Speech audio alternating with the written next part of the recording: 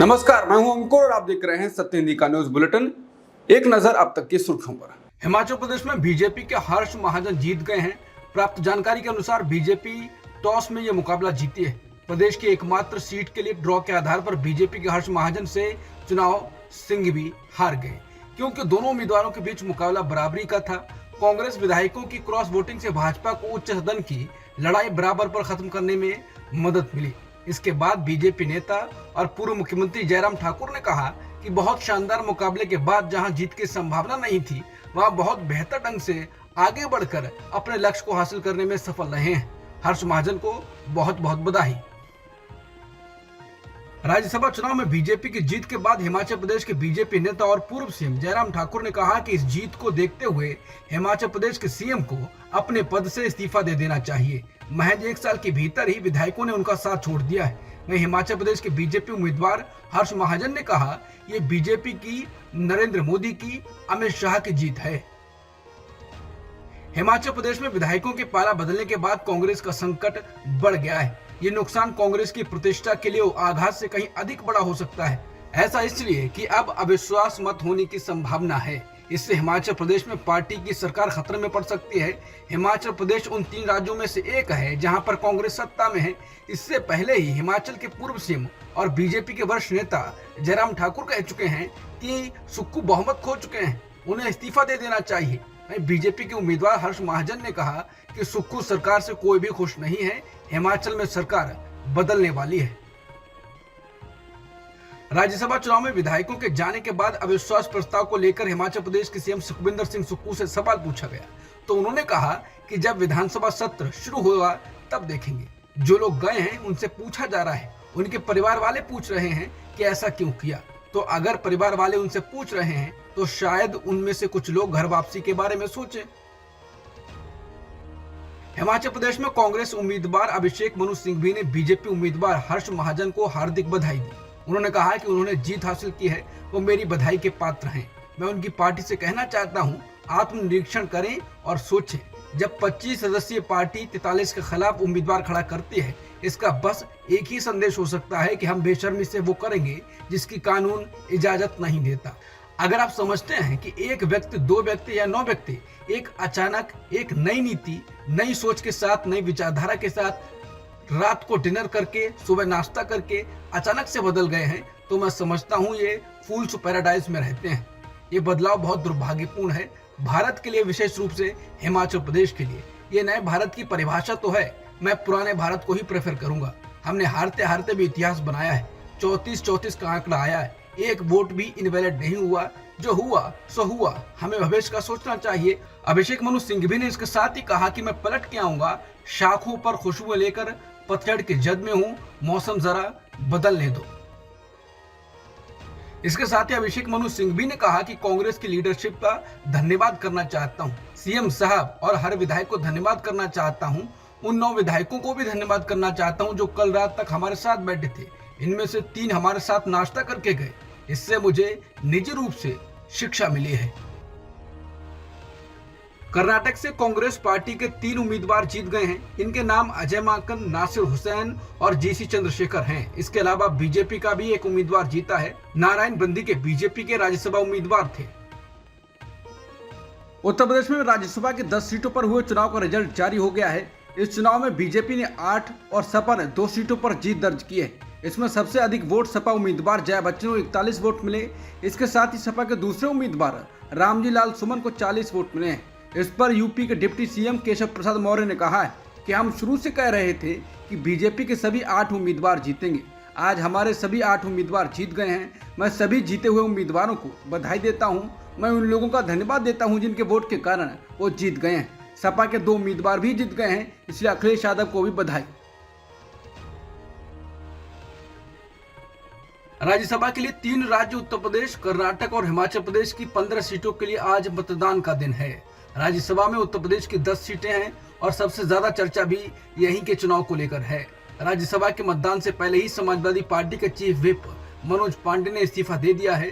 साथ ही चर्चा है कि सपा के 8 विधायक क्रॉस वोटिंग कर सकते हैं। अपने विधायकों के पाला बदलने की चर्चा के बीच सपा के अध्यक्ष अखिलेश यादव ने एक्स पर लिखा है, हमारी राज्यसभा की तीसरी सीट दरअसल सच्चे साथियों की पहचान करने की परीक्षा थी और ये जानने की कि कौन कौन दिल से पीडीए के साथ है और कौन कौन अंतरात्मा से पिछड़े, दलित और अल्पसंख्यकों के खिलाफ है। अब सब कुछ साफ है, ये तीसरी सीट की जीत है। यूपी में सपा में उठापटक की चर्चा चल रही है। इन सबके बीच बीजेपी नेता और प्रयागराज से विधायक सिद्धार्थनाथ सिंह ने कहा है, हमारे 8 उम्मीदवार और 8 दिल्ली जाने वाले हैं, इसमें कोई संदेह नहीं है। जिनको डर था वो सुबह से ही गा रहे हैं कि हमारे विधायकों को बीजेपी ने छीन लिया है। अब जो ऐसी बात कर रहे हैं तो इसका मतलब है कि उन लोगों को अपना घर संभालना नहीं आया। अपना घर तो देखिए कि आपके घर के सदस्य क्यों आपसे भागना चाह रहे हैं। हमें तो नहीं पता कि हमने क्या किया है, हम संतुष्ट हैं कि हमारे उम्मीदवार राज्यसभा जाने वाले हैं। आगामी लोकसभा चुनाव से ठीक पहले गुजरात में कांग्रेस को तगड़ा झटका लगा है। राज्यसभा सांसद और पूर्व केंद्रीय मंत्री नारण राठवा बीजेपी में शामिल हो गए हैं। उन्होंने मंगलवार को अपने साथ अपने बेटे और कई समर्थकों के साथ बीजेपी ज्वाइन की है। गुजरात में राठवा की गिनती जनजातीय नेता के रूप में होती है। राज्यसभा में उनका कार्यकाल इस साल अप्रैल में खत्म हो रहा है, लेकिन उससे पहले ही उन्होंने पार्टी को झटका दे दिया है। इंडिया गठबंधन को लोकसभा चुनाव 2024 से पहले बिहार में एक और बड़ा झटका लगा है। बिहार में कांग्रेस पार्टी के 2 विधायक मुरारी प्रसाद गौतम और सिद्धार्थ सौरभ बीजेपी के साथ आ गए हैं। इसके अलावा राजद की विधायक संगीता कुमारी भी बीजेपी में शामिल हो गए। मीडिया रिपोर्ट्स के अनुसार बिहार की डिप्टी सीएम सम्राट चौधरी ने इन तीनों विधायकों को बीजेपी में शामिल करने में अहम भूमिका निभाई। लोकसभा चुनाव 2024 के लिए आम आदमी पार्टी ने दिल्ली की 4 सीटों पर अपने उम्मीदवारों के नाम का ऐलान कर दिया है। पश्चिमी दिल्ली में महाबल मिश्रा को उम्मीदवार बनाया गया है। दक्षिणी दिल्ली से सहीराम को उम्मीदवार बनाया गया है। पूर्वी दिल्ली से कुलदीप कुमार को उम्मीदवार बनाया गया है। नई दिल्ली सीट से सोमनाथ भारती को उम्मीदवार बनाया गया है। बता दें, दिल्ली में कांग्रेस और आम आदमी पार्टी के बीच 4 और 3 सीटों पर गठबंधन हुआ है। दोनों दल इंडिया का हिस्सा हैं। 2019 लोकसभा चुनाव में दिल्ली की 7 सीटों पर बीजेपी की जीत हुई थी। आगामी लोकसभा चुनावों को लेकर जम्मू कश्मीर में इंडिया गठबंधन अभी भी सीट शेयरिंग को लेकर माथापच्ची कर रहा है। नेशनल कॉन्फ्रेंस और कांग्रेस के बीच सीट शेयरिंग को लेकर अभी भी कोई नतीजा नहीं निकला है। कांग्रेस और एनसी के बीच पहले दौर की बातचीत विफल रही थी। उन्होंने कहा कि पहले दौर की बातचीत में जो प्रस्ताव कांग्रेस की तरफ से दिए गए हैं वो हमारे वरिष्ठ नेताओं द्वारा स्वीकार नहीं हो सके थे। हालांकि उन्होंने ये जरूर कहा है कि नेशनल कॉन्फ्रेंस कांग्रेस के साथ ही इंडिया गठबंधन में चुनाव लड़ने वाली है, लेकिन उनके बयान ने एक अहम सवाल भी खड़ा कर दिया है। जम्मू कश्मीर लद्दाख में कुल 6 सीटें हैं, जिनमें से 3 बारामूला, अनंतनाग और श्रीनगर नेशनल कॉन्फ्रेंस ने जीती थी, जबकि बीजेपी ने जम्मू, उधमपुर और लद्दाख पर कब्जा जमाया था। उमर अब्दुल्ला ने कहा है कि हम जम्मू, उधमपुर और लद्दाख की सीट पर चर्चा कर रहे हैं। इसके चलते ये सवाल उठने लगे हैं कि क्या नेशनल कॉन्फ्रेंस कश्मीर में कांग्रेस को एक भी सीट देने के मूड में नहीं है। सुप्रीम कोर्ट ने मंगलवार को बाबा रामदेव की कंपनी पतंजलि आयुर्वेद के गुमराह करने वाले दवा के विज्ञापनों पर रोक लगा दी है। दरअसल कोर्ट ने पिछले साल कंपनी को ऐसे विज्ञापन नहीं देने का निर्देश दिया था। कंपनी ने इसे नजरअंदाज कर दिया। इस पर कोर्ट ने कंपनी और मैनेजिंग डायरेक्टर यानी एमडी आचार्य बालकृष्ण को अवमानना नोटिस जारी किया है। Supreme court Indian medical association यानी आईएमए की ओर से 2022 में दायर की गई याचिका पर सुनवाई कर रहा था। इसमें कहा गया है कि पतंजलि ने कोविड वैक्सीनेशन और एलोपैथी के खिलाफ निगेटिव प्रचार किया। वही खुद की आयुर्वेदिक दवाओं से कुछ बीमारियों के इलाज का झूठा दावा किया। केस की अगली सुनवाई 19 मार्च को होगी। सुप्रीम कोर्ट ने मंगलवार को योग गुरु बाबा रामदेव की पतंजलि आयुर्वेद को अपने उत्पादों के बारे में अदालत में दिए गए वादे और उनके औषधीय प्रभाव का दावा करने वाले बयानों के उल्लंघन के लिए कड़ी फटकार लगाई। एससी ने पतंजलि आयुर्वेद और उसके प्रबंध निदेशक को नोटिस जारी किया कि अदालत की अवमानना की कार्रवाई क्यों न शुरू की जाए। एससी ने पतंजलि आयुर्वेद और उसके अधिकारियों को प्रिंट और इलेक्ट्रॉनिक मीडिया दोनों में किसी भी दवा प्रणाली के प्रतिकूल कोई भी बयान देने से आगाह किया। सुप्रीम कोर्ट ने कहा कि पतंजलि आयुर्वेद ने विज्ञापनों में अपनी दवाओं के संबंध में दावों पर 21 नवंबर 2023 को सौंपे गए हलफनामे का प्रथम दृष्टया उल्लंघन किया है। उच्चतम न्यायालय ने पतंजलि आयुर्वेद और उसके अधिकारियों को किसी भी चिकित्सा पद्धति के प्रतिकूल मीडिया में कोई भी बयान देने के प्रति आगाह किया। 21 नवंबर 2023 को पतंजलि आयुर्वेद का प्रतिनिधित्व करने वाले वकील ने शीर्ष अदालत को आश्वासन दिया था कि अब से कानून का कोई उल्लंघन नहीं होगा। सुप्रीम कोर्ट के पूर्व जज जस्टिस एएम खानविलकर लोकपाल के नए अध्यक्ष नियुक्त किए गए हैं। बता दें कि खानविलकर लोकपाल के दूसरे अध्यक्ष होंगे, जिन्हें भारत का लोकपाल कहा जाता है। पहले अध्यक्ष सुप्रीम कोर्ट के पूर्व न्यायाधीश पिनाकी चंद्र घोष थे, जिन्होंने मार्च 2019 से कार्यकाल संभाला और मई 2022 में रिटायर हुए।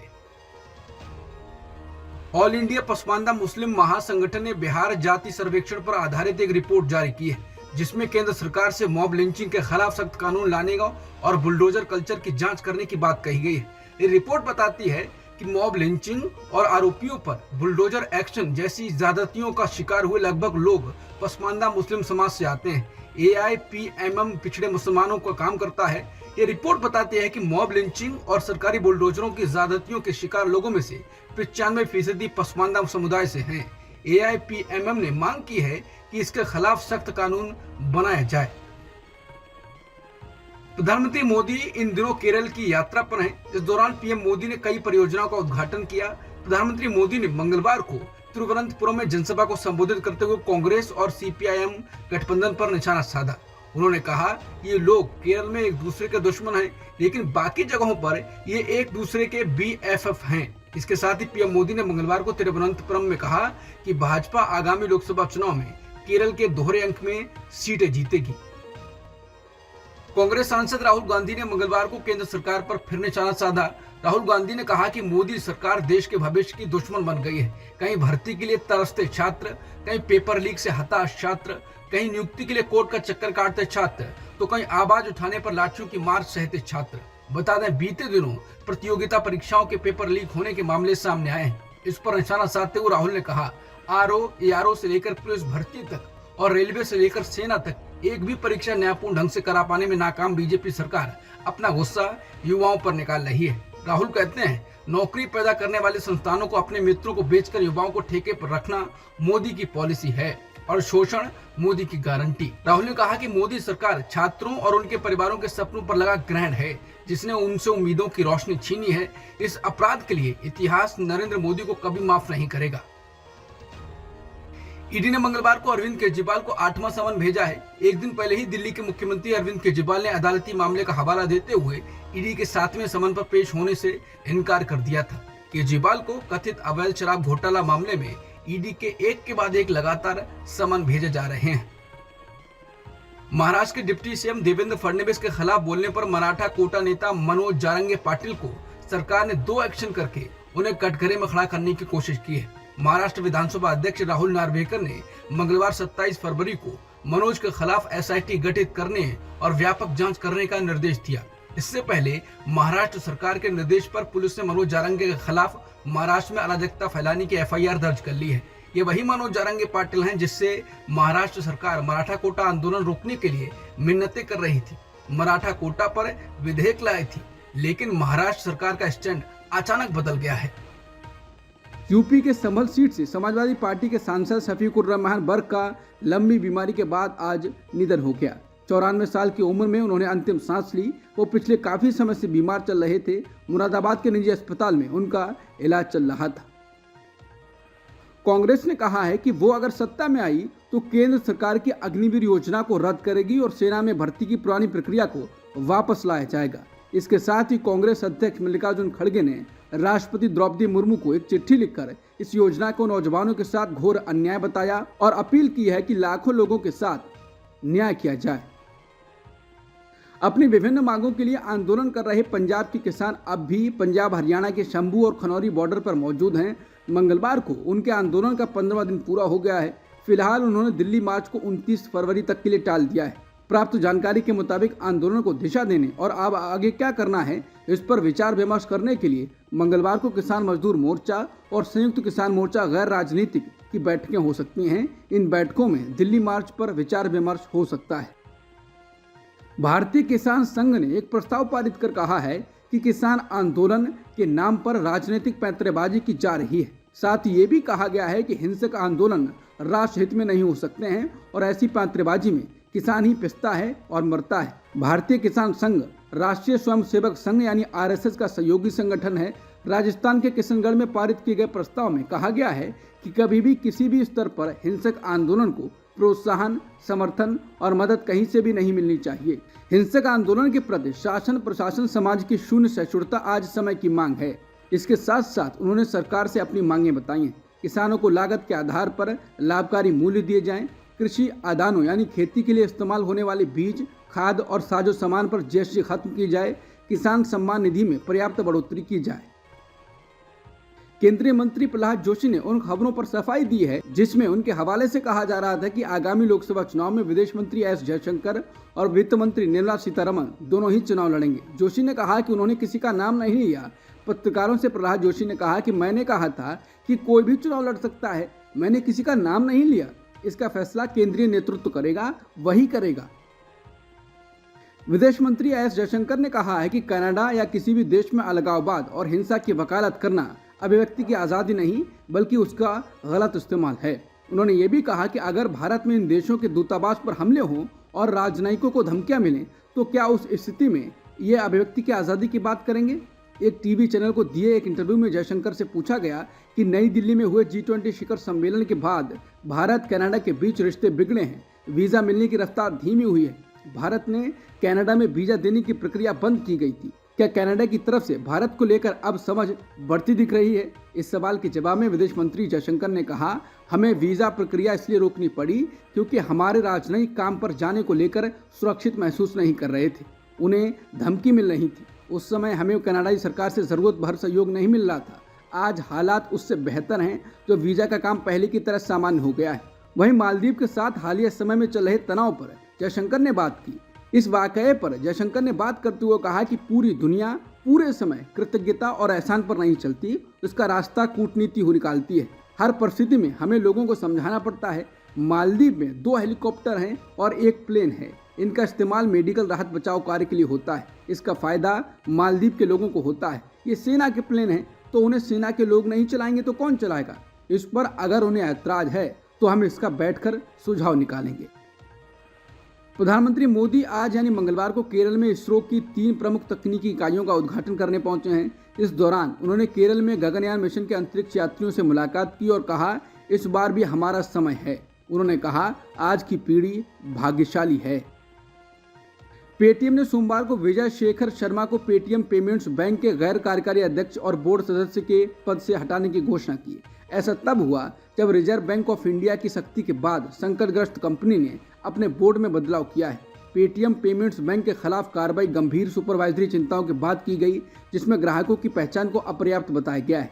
भारतीय रिजर्व बैंक ने लगातार नियमों का अनुपालन नहीं करने और सुपरवाइजरी चिंताओं के कारण पेटीएम पेमेंट्स बैंक को 15 मार्च तक अपना परिचालन बंद करने के लिए कहा है। इससे पेटीएम के शेयरों में बड़ी गिरावट आई है। अब तक की सुर्खियों में इतना ही। बाकी खबरों के लिए बने रहिए सत्यहिंदी.com के साथ।